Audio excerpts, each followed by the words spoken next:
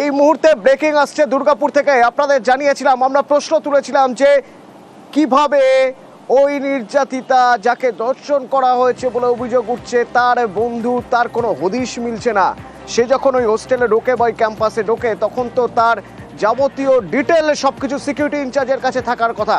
এই মুহূর্তের খবর, আটক ওই নির্যাতিতার বন্ধু আটক। দুর্গাপুর থেকে অর্পণ রয়েছেন আমার সঙ্গে, বলতে পারবে আর অর্পণ কোথা থেকে তাকে আটক করা হলো আর কি জানতে পারছি? দেখো, এই ঘটনার পর থেকে কিন্তু নির্যাতিতার যে বন্ধু রয়েছে, অর্থাৎ তার যে বয়ফ্রেন্ড, যার সাথে গতকাল রাত্রে ফুচকা খেতে বের হয়েছিল এই নির্যাতিতা, এবং তারপরেই কিন্তু তার বন্ধু যেহেতু সাথে ছিল, পুলিশ কিন্তু তাকে আটক করছে। কারণ হচ্ছে তার কাছে এই আটকের জেলায় কিন্তু বেশ কিছু তথ্য উঠে আসবে। কারণ এই ঘটনায় কারা যুক্ত রয়েছে, কারা কারা ছিল এবং তারা কোথাকার, সে সমস্ত তদন্ত সাপেক্ষ। যদিও নিউ টাউনশিপ থানার পুলিশ তার এই যে বন্ধু, তাকে আটক করে জিজ্ঞাসাবাদ চালাচ্ছে রীতিমতো। কারণ কি ঘটনা ঘটেছিল তা জানার চেষ্টা করছে যেমন পুলিশ, এবং পাশাপাশি জানার চেষ্টা করছে যে ঠিক মানে কতজন ছিল, তারা কারা, তারা কি এখানকার কোনো পড়ুয়া, এই কলেজ হাসপাতাল কোনো পড়ুয়া, নাকি তারা বহিরাগত অর্থাৎ বাইরের কেউ, না স্থানীয়। গোটা প্রক্রিয়ায় কিন্তু তাকে জিজ্ঞাসাবাদ চালানোর চেষ্টা চালাচ্ছে পুলিশ। কারণ তার বন্ধুকে আটক করে রীতিমতো জিজ্ঞাসাবাদ করছে নিউ টাউনশিপ থানার পুলিশ। ধন্যবাদ।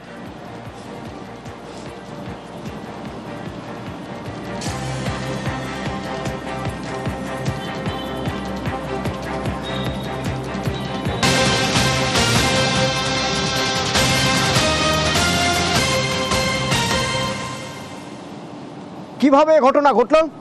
রাজ্যের স্বাস্থ্য শিক্ষা অধিকর্তা রিপোর্ট তলব করেছেন দুর্গাপুরের ওই হাসপাতাল মেডিকেল কলেজ, বেসরকারি মেডিকেল কলেজ কর্তৃপক্ষের কাছে।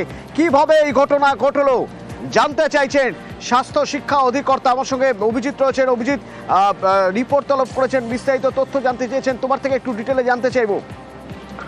অতনু, দুর্গাপুরের এই বেসরকারি মেডিকেল কলেজে যে শারীরিক নির্যাতনের ঘটনার কথা উঠে এসেছে, সেই ঘটনায় দ্রুত রাজ্য স্বাস্থ্য দপ্তর হস্তক্ষেপ করেছে এবং রাজ্য স্বাস্থ্য দপ্তরের তরফ থেকে স্বাস্থ্য সচিব নারায়ণ স্বরূপ নিগম তিনি স্বাস্থ্য শিক্ষা অধিকর্তাকে নির্দেশ দিয়েছেন, এবং সেই নির্দেশ অনুযায়ী স্বাস্থ্য শিক্ষা অধিকর্তা লিখিতভাবে হাসপাতাল কর্তৃপক্ষের কাছে, অর্থাৎ ওই বেসরকারি মেডিকেল কলেজ কর্তৃপক্ষের কাছে জানতে চেয়েছে, বিস্তারিত তথ্য জানতে চেয়েছে, এবং দ্রুত 12 ঘন্টার মধ্যে রিপোর্ট জমা দেওয়ার নির্দেশ দেওয়া হয়েছে। এবং যাতে যারা এই ঘটনার পেছনে রয়েছেন তাদের কাউকে রেয়াত করা হবে না। বেসরকারি মেডিকেল কলেজ কর্তৃপক্ষ হলেও এটি রাজ্য স্বাস্থ্য দপ্তরের আন্ডারে রয়েছে। ফলে রাজ্যের স্বাস্থ্য শিক্ষা রাজ্য ওয়েস্ট বেঙ্গল হেলথ ইউনিভার্সিটি তারা যেমন এই বিষয়টাতে জড়িয়ে গেছে, রাজ্য স্বাস্থ্য দপ্তর তারাও গোটা বিষয়টাকে অত্যন্ত গুরুত্ব সহকারে বিবেচনা করছে, এবং কোনো দোষীকে বা যারা এই ঘটনার পেছনে রয়েছে তাদের কাউকে কোনো রকম ভাবে বরদাস্ত করা হবে না, সেই মর্মে একদম হুঁশিয়ারি দিয়ে দিচ্ছে বেসরকারি মেডিকেল কলেজ কর্তৃপক্ষের কাছে। এবং পাশাপাশি যেহেতু থানায় অভিযোগ রয়েছে, ফলে একদিকে সেখানে পুলিশ কি করছে যেমন দেখা হচ্ছে, তেমন ভাবে বেসরকারি মেডিকেল কলেজ কর্তৃপক্ষ তারা যেন রিপোর্ট জমা দেয়, তারপরেই রাজ্য স্বাস্থ্য দপ্তর এই বিষয়ে পরবর্তী সিদ্ধান্ত গ্রহণ করবে। অতনু, ধন্যবাদ। সিইওর দুর্নীতির তথ্য দাবি শুভেন্দুর। বৃহস্পতিবারই সিইওর বিরুদ্ধে সরব মুখ্যমন্ত্রী। মনোজ আগরওয়াল দুর্নীতিগ্রস্ত বলে দাবি মুখ্যমন্ত্রীর। সোমবারের মধ্যে তথ্য দাবি বিরোধী দলনেতার। হতাশাগ্রস্ত রাজনীতি বিজেপির, পাল্টা কটাক্ষ কুণালের।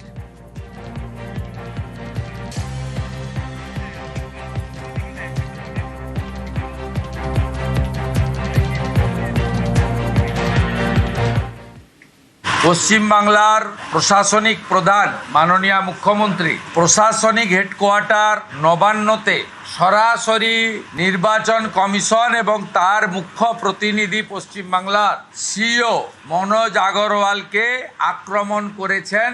এই ভাষা গণতন্ত্রের পক্ষে বিপজ্জনক, নির্বাচন কমিশনকে হুমকি দেওয়ার নামান্তর। মনোজ আগরওয়ালের বিরুদ্ধে আপনার কাছে কি তথ্য আছে? আপনি যদি সোমবারের মধ্যে তথ্য প্রমাণ দিয়ে অভিযোগ যদি সামনে না আনেন, তাহলে ধরে নেব আপনি এসআইআর নিয়ে ভয় পেয়েছেন, ক্ষমতা হারানোর ভয় পেয়েছেন।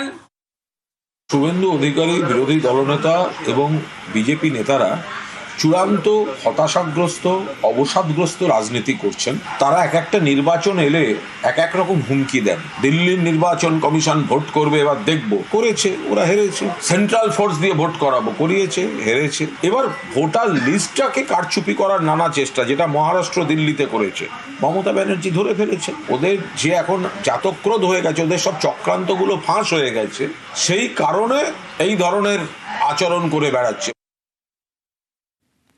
বৃহস্পতিবার কি দাবি করেন মুখ্যমন্ত্রী? সিইওর বিরুদ্ধে বিস্ফোরক মুখ্যমন্ত্রী। সিইও দুর্নীতিগ্রস্ত বলে দাবি মমতার। বেড়ে খেলবেন না বলে হুঁশিয়ারি। একটা কথা আছে না, বাঁশির চেয়ে কঞ্চি বড়। সেন্ট্রাল ইলেকশন কমিশনকে বসিয়ে রেখে এখানে যিনি সিইও স্টেটের থেকে যিনি গেছেন, যিনি যার বিরুদ্ধে অনেক কিছু অভিযোগ আছে, সেগুলো সময় হলে বলবো, এখন বলছি না। আশা করি তিনি বেড়ে খেলবেন না, মানে ওভার রিয়্যাক্ট করবেন না। তিনি বড্ড বেশি অফিসারদের থ্রেট করছেন, যিনি নিজে নানা অভিযোগে দুর্নীতিগ্রস্ত। হাওড়ার বড়গাছিয়ায় রেল অবরোধ, আর তাতেই রীতিমতো ভোগান্তি। হাওড়া আমতা শাখায় থমকে ট্রেন। প্রতিদিন দেরিতে ট্রেন চলার প্রতিবাদ, অবরোধে আটকে হাওড়াগামী লোকাল। আমাদের সঙ্গে রয়েছেন প্রতিনিধি দেবাশিস, অফিস টাইম এখন ঠিক কি অবস্থা? একই রকম অবস্থা, এবং আমি বলতে পারি যে নতুন করে কিন্তু অবরোধকারী বা বিক্ষোভকারীদের সংখ্যা অনেক গুণ বেড়ে গেছে। তার কারণ যারা নতুন ভাবে যারা স্টেশনে এসেছিলেন তারাও কিন্তু একই রকম ভাবে বিক্ষোভে সামিল হয়েছেন। বারবার প্রতিদিন এই যে শাখায়, অর্থাৎ দক্ষিণ পূর্ব শাখার ট্রেন চলাচল যে দেরিতে চলে, তা নিয়ে তো প্রশ্নচিহ্ন থাকেই। এবং হাওড়া আমতা শাখার কিন্তু একবারে অ্যাবনর্মালি লেটে চলে।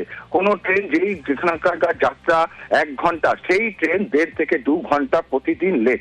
আজকে যখন দীর্ঘক্ষণ মানুষ সকাল 7টার ট্রেন ধরতে তারা দাঁড়িয়েছিল, দীর্ঘক্ষণ পরে ট্রেন না আসায় কার্যত রেল লাইনে নেমে তারা বিক্ষোভ দেখাতে শুরু করে। হাওড়াগামী আমতা হাওড়া লোকাল, সেই লোকাল যখন আসে তাকে ঘিরে রাখা হয়, তাকে আটকে রাখা হয়। ইতিমধ্যে রেল পুলিশ ও জগৎবল্লভপুর থানার পুলিশ ঘটনাস্থলে পৌঁছে বিক্ষোভকারীদের বারবার করে বোঝানোর চেষ্টা করছে, কিন্তু তারা অনড়। আজকেই তাদেরকে লিখিত দিতে হবে যে আগামীকাল থেকে যেন সঠিক সময় ট্রেন চলে, না হলে তারা কিন্তু এই রেল লাইন থেকে তারা উঠবে না।